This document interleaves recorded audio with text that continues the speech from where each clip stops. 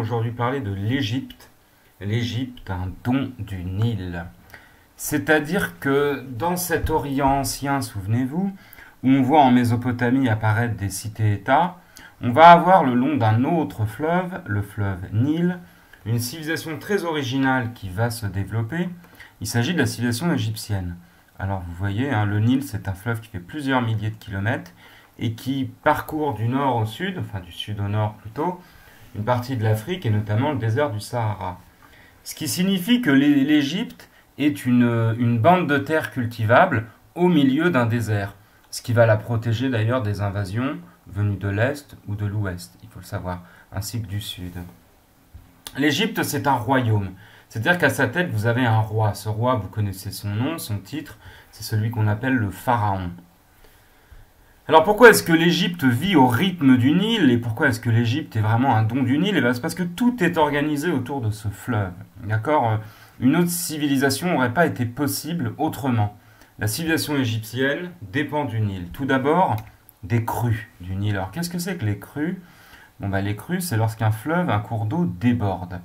Et le Nil, il se trouve qu'il déborde de juillet à octobre. Et en débordant, donc son niveau est plus élevé, il va aller sur les terres qui sont autour, sur des bandes de plusieurs centaines de mètres autour du fleuve, et il va y déposer des limons. Qu'est-ce que c'est que des limons? Le limon, c'est de la terre qui est charriée par l'eau. Lorsqu'il a énormément plu, l'eau d'un fleuve et des rivières devient un peu marron, elle emmène avec elle ce qu'on appelle du limon. Et lorsque les eaux se retirent, eh bien le limon est déposé sur les terres. Et ce limon, il va fonctionner comme un engrais. Ce qui veut dire que tous les ans, on va pouvoir cultiver les mêmes terres grâce à ça. Donc tout ce qui est le long du Nil peut être cultivable. Et pour irriguer, pendant les saisons sèches, on n'aura qu'à prendre de l'eau dans le fleuve, ce qui explique que les Égyptiens deviendront de véritables maîtres de l'irrigation. Et bien grâce à ça, ils ont naturellement des espaces agricoles où ils vont pouvoir installer des villages. Alors la société égyptienne, elle est organisée comme une pyramide. Rappelez-vous, on avait parlé de la hiérarchie sociale qui apparaît au néolithique, c'est-à-dire l'importance des gens dans la société. Alors tout en bas de la société égyptienne, vous avez les esclaves. Ces esclaves sont qui? La plupart du temps, ce sont des prisonniers de guerre, ou alors des peuples qu'on a été radiés, qu'on a capturés, ou des gens qui ont été condamnés pour dette. Et ces esclaves, ils font les travaux les plus difficiles, d'accord? Ou ils sont domestiques et serviteurs auprès de personnages importants. Ils ne sont toutefois pas la majorité de la population. La majorité de la population, ce sont les paysans. Les paysans égyptiens qui cultivent les rives du Nil pendant plusieurs milliers d'années et qui va nourrir l'intégralité de la population. Au-dessus, moins nombreux mais très importants, on a les artisans et les marchands.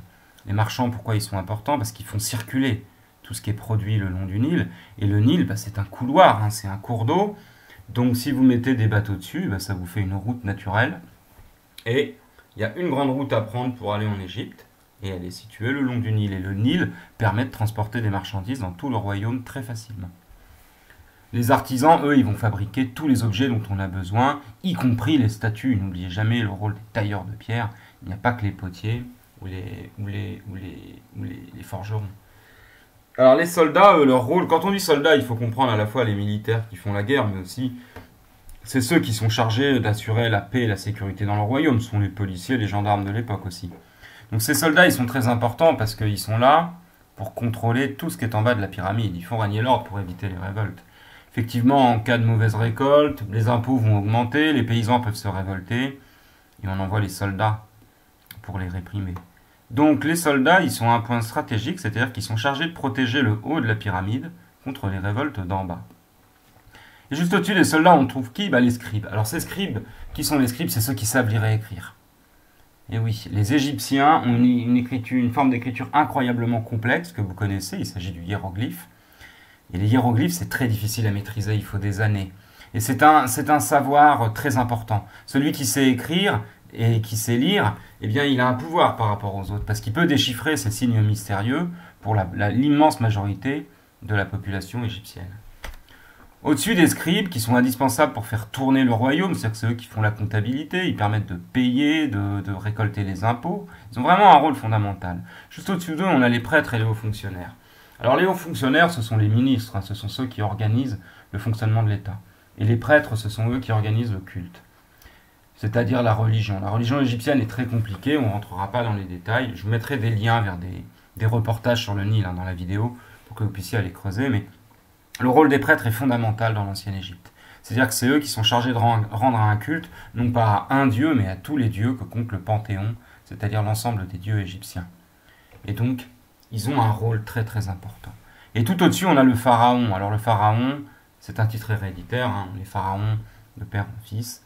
Et effectivement, le pharaon a un statut particulier. C'est pas du tout un roi comme vous pouvez en avoir l'idée, c'est-à-dire qu'il a un statut de dieu vivant. Donc à la fois, il incarne l'unité égyptienne, mais aussi c'est un dieu. Donc c'est un homme auquel on doit rendre un culte. C'est une civilisation effectivement assez originale. Alors voilà, revenons un peu là-dessus, sur ce Nil et ces terres agricoles le long du Nil. Bah, vous les voyez là, ces paysans en train de moissonner. Le produit des moissons, ils vont l'emmener dans des silos, dans des hangars. Et les marchandises dont on a besoin, elles circuleront le long du Nil. Donc tout ce qui pousse ici pourrait être envoyé beaucoup plus loin pour nourrir les villes et tous les villages. Les villages, ils sont situés en hauteur en général. Pourquoi? La raison est logique, hein. Lorsque le Nil déborde, il ne faudrait pas qu'il vienne inonder le village. Et on a besoin de garder tous les espaces inondés pour y faire de l'agriculture. Voici des photos aujourd'hui qui vous montrent un petit peu les vestiges incroyables qu'on a de cette civilisation, avec ce temple par exemple. Vous voyez le temps qu'il a fallu pour tailler ces pierres, pour les transporter sur des centaines, voire des milliers de kilomètres, pour les assembler. Et ils sont là toujours debout, ces temples, le long du Nil. Et ils attendaient qu'on y amène les offrandes. Et dedans vivaient des prêtres qui rendaient des cultes à des dieux. Bref, on a toute cette civilisation originale. Alors je parlais de Dieu, vous l'avez ici, là, le pharaon, vous le voyez, il est avec deux autres dieux, et il reçoit effectivement ce caractère divin qu'il a. N'oubliez pas, en dehors des autres dieux, le pharaon lui-même est un dieu. Alors quand on dit l'Égypte, vous pensez évidemment à ça, les pyramides. Les pyramides, vous en connaissez 3, il y en a plus que 3, mais les plus connues, ce sont celles qui sont sur le plateau de Gizeh, c'est à côté du Caire, en Égypte. On a Mykérinos, Képhren et Khéops. Elles sont gardées par le Sphinx, d'accord? Ce lion à tête d'homme et de chat qui gardait l'entrée de ce sanctuaire, parce que c'est un sanctuaire. Le plateau de Gizeh était un espace où on avait des temples, où on rendait hommage aux dieux, et les pyramides, c'était les tombeaux pour certains pharaons. Donc on était dans un espace, il ne faut pas imaginer que les Égyptiens, le paysan égyptien, venaient se balader ici, hein. C'est un espace très protégé, où vivaient beaucoup de prêtres, des soldats, et où effectivement les hauts dignitaires, donc les gens importants du régime, étaient enterrés. La plupart des pharaons, ça dit, n'ont pas été enterrés dans des pyramides, ils ont été enterrés ici, dans ce qu'on appelle la vallée des rois, où en fait on a creusé à même la roche des galeries, des grottes, dans laquelle on a enterré le pharaon avec sa cour, hein, enfin sa suite, c'est-à-dire qu'ils étaient enterrés avec leurs serviteurs, qui devaient les accompagner dans l'au-delà, et une grande partie de leur trésor. Alors pour éviter les pillages, et bien ensuite on cachait l'entrée de la tombe du pharaon, on la recouvrait de terre, ce qui n'a pas empêché que la plupart des tombeaux ont été pillés très rapidement d'ailleurs, hein, et au cours des siècles. Mais ce qui explique aussi qu'il nous arrive d'en retrouver certains. Et quand on trouve un tombeau d'un pharaon intact, alors là formidable, parce qu'il est des fois dans l'état exact où il a été laissé il y a plusieurs milliers d'années. Alors les pharaons, ces tombes royales, vous les voyez, bon, ils étaient dans des grands sarcophages, c'est-à-dire ces coffres de bois à leur effigie, où ils étaient momifiés. Et sur les murs, on représentait effectivement des scènes de la mythologie, on mettait un morceau du rouleau des morts. Bref, il y avait tout un rite dans lequel je ne rentrerai pas parce que je ne suis pas spécialisé là-dessus. Mais je vous invite à vous documenter, et puis je vous dis encore une fois, je mettrai des liens vers des vidéos qui vous aideront à approfondir. Ce pharaon, il est aussi chef des armées et de la guerre, effectivement. On en reparlera plus tard, d'ailleurs, de ça. Pharaon, chef des armées, comme tous les rois, il devait mener son royaume à la prospérité et à la victoire. Alors voilà une vue qui nous résume bien ce que c'est que cette Égypte et ce Nil. Le Nil est là, vous voyez le long là, toutes les surfaces agricoles. Des canaux d'irrigation, pour pouvoir ramener de l'eau quand on en a besoin, après les crues et pendant la saison sèche, irriguer et faciliter la pousse et l'agriculture. Au-dessus, les villages où vivaient les paysans. Et tout au loin, le désert, tout au loin, pas si loin que ça, hein, dans lequel on pouvait trouver des temples, des tombeaux, bref, tout un tas de lieux sacrés. Il nous reste encore des centaines de choses très bien conservées, fort heureusement. L'Égypte est un climat sec, ce qui facilite la conservation de la pierre. Et on a encore ces temples qui, pour certains d'entre nous, sont muets, mais qui, pour les autres, nous disent des choses sur la grandeur de cette civilisation. Ces Égyptiens continueront toujours à hanter notre mémoire et à nous fasciner parce qu'ils sont à la fois si étrangers par rapport à nous, si originaux, si impressionnants. Hein. Des milliers d'années après, on est toujours bluffé par la qualité, la beauté, la grandeur, la puissance et la magnificence de leur réalisation. Mais ce sont comme nous des hommes et en ça, ils ont des choses à nous dire. Alors voilà, je vous laisse noter cette trace écrite. Je vous mettrai des liens dans la vidéo, dans la description. Et je vous souhaite une bonne journée. Au revoir.